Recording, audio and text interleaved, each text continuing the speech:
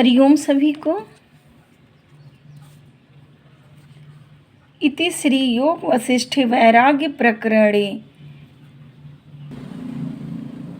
रामायण वैराग्य वर्णनाम सप्त सर्गा।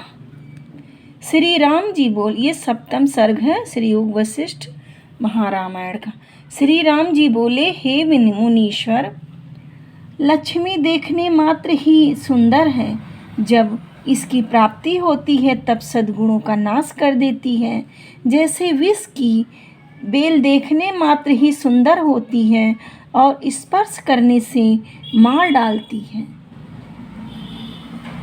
बेल देखने मात्र ही सुंदर होती है और स्पर्श करने से मार डालती है, वैसे ही लक्ष्मी की प्राप्ति होने से जीव आत्मपद से वंचित हो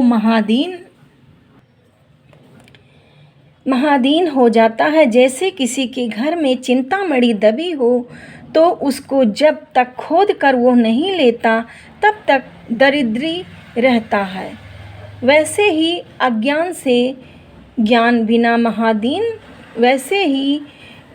बिना महादीन हो रहता है। और आत्मानंद को नहीं पा सकता। आत्मानंद में विघ्न करने वाली लक्ष्मी है, इसकी प्राप्ति से जीव अंधा हो जाता है। हे मुनीश्वर, जब दीपक प्रज्वलित होता है तब उसका बड़ा प्रकाश दृष्टि आता है और जब बुझ जाता है तब प्रकाश का अभाव हो जाता है पर काजल रह जाता है। वैसे ही जब लक्ष्मी की प्राप्ति होती है तब बड़े भोग भुगाती है। जब लक्ष्मी की प्राप्ति हो जाती है तब बड़े भोग भुगाती है और तृष्णा रूपी काजल उससे उपजता रहता है। जब लक्ष्मी की प्राप्ति होती है तब बड़े भोग भुगाती है और तृष्णा रूपी काजल उससे उपजता रहता है। और जब लक्ष्मी का अभाव होता है तब तृष्णा रूप वासना छोड़ जाती है। उस वासना यानी तृष्णा से अनेक जन्म और मरण पाता है, कभी शांति नहीं पाता। हे मुनीश्वर, जब लक्ष्मी की प्राप्ति होती है तब शांति के उपजाने वाले गुणों का नाश करती है।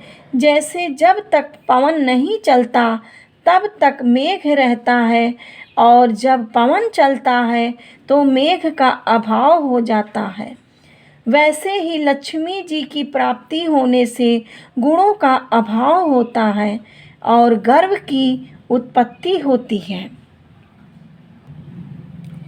हे मुनीश्वर, जो सूर होकर अपने मुख से अपनी बड़ाई ना करे सो दुर्लभ है, और सामर्थ्यवान हो किसी की अवज्ञा ना करे, सब में समबुद्धि राखे सो भी दुर्लभ है। वैसे ही लक्ष्मीवान होकर शुभ गुण संयुक्त हो सो भी दुर्लभ है। हे मुनीश्वर, तृष्णा रूपी सर्प के विष के बढ़ाने को लक्ष्मी रूपी दूध है।